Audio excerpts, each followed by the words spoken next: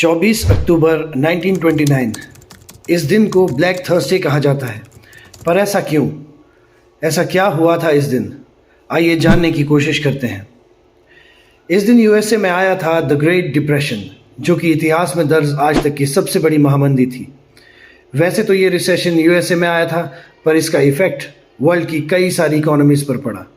ये रिसेशन कैसे आया, इसके आने से क्या असर हुआ और इकोनॉमीज़ को इस रिसेशन से कैसे रिवाइव किया गया, आइए मिलके जानते हैं। इसकी शुरुआत होती है फर्स्ट वर्ल्ड वॉर से। फर्स्ट वर्ल्ड वॉर से पहले यूरोप में आए इंडस्ट्रियल रेवोल्यूशन की वजह से यूरोप बहुत सारी चीज़ें दूसरी कंट्रीज़ को एक्सपोर्ट करता था। पर फर्स्ट वर्ल्ड वॉर में यूरोप में आई तबाही की वजह से यूरोप एक्सपोर्ट करने के बजाय इंपोर्ट करने लगा यूएसए से, जिसकी वजह से यूएसए में इंडस्ट्रियल बूम आ गया और इंडस्ट्रियल एक्टिविटीज़ बहुत ज़्यादा बढ़ गई। कंपनीज़ को होने वाले मुनाफे को देख बैंक ने इन कंपनीज़ को ढेर सारे लोन्स देना शुरू कर दिया, वो भी बिना कोलेट्रल के। अब जब फर्स्ट वर्ल्ड वॉर ख़त्म हुआ और यूरोप फिर से प्रोडक्शन करने लगा तो यूएसए से डिमांड कम होने लगी, जिसकी वजह से यूएसए के एक्सपोर्ट्स बहुत कम हो गए और यूएसए की कंपनीज लॉसेस में जाने लगी और डिफ़ॉल्ट होने लगी। इसकी वजह से जनता में एक डर पैदा हो गया कि अगर बैंक्स फेल हो गए तो उनके जमा किए पैसों का क्या होगा। इसके बाद लोगों ने बैंकों से अपने पैसे निकलवाने शुरू कर दिए, जिसके कारण यूएसए में कई बैंक्स फेल हो गए।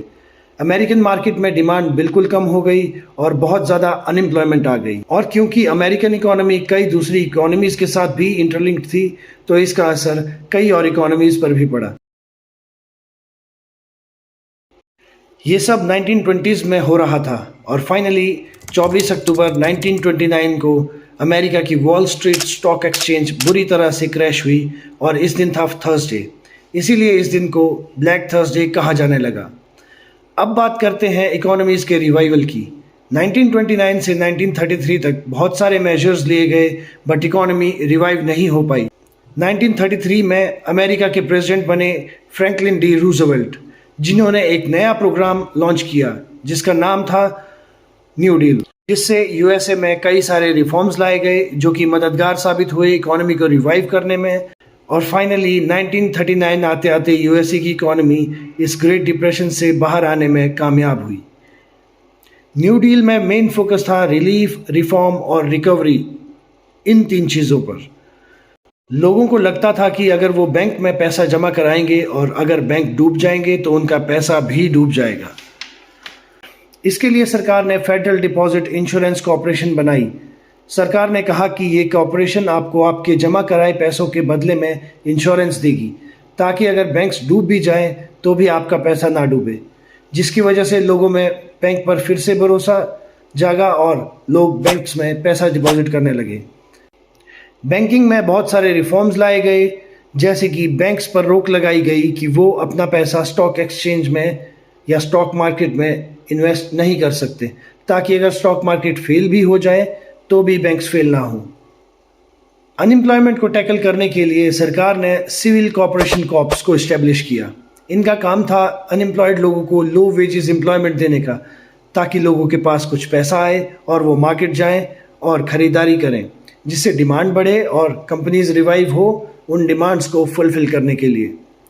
इंडस्ट्रीज़ को रिवाइव करने के लिए गवर्नमेंट ने लाया नेशनल इंडस्ट्रियल रिकवरी एक्ट, जिसके अंतर्गत रिवाइव किया गया बहुत सी डूब चुकी कंपनीज़ को। एग्रीकल्चर एडजस्टमेंट एडमिनिस्ट्रेशन को इस्टेब्लिश किया गया, जिससे एग्रीकल्चर में बहुत से रिफॉर्म्स लाए गए। अमेरिका ने इसके बाद अपनाई गुड नेबर्स पॉलिसी, जिससे कि वो अपने साथ लगती और दूसरी कंट्रीज़ के साथ अच्छे रिलेशनशिप बना रही थी, ताकि दूसरी कंपनीज़ के साथ ट्रेड को बढ़ाया और बूस्ट किया जा सके, क्योंकि अमेरिका जान चुका था कि ट्रेड से इकोनॉमी को रिवाइव किया जा सकता है। तो फाइनली इन सभी मेजर्स के चलते 1939 आने तक अमेरिकन इकोनॉमी कामयाब हुई द ग्रेट डिप्रेशन से बाहर आने में, और इसके बाद अमेरिकन इकोनॉमी ने पीछे मुड़ के कभी नहीं देखा। अगर आपको मेरा ये वीडियो पसंद आया हो तो प्लीज़ लाइक, शेयर और सब्सक्राइब कीजिएगा। Thank you.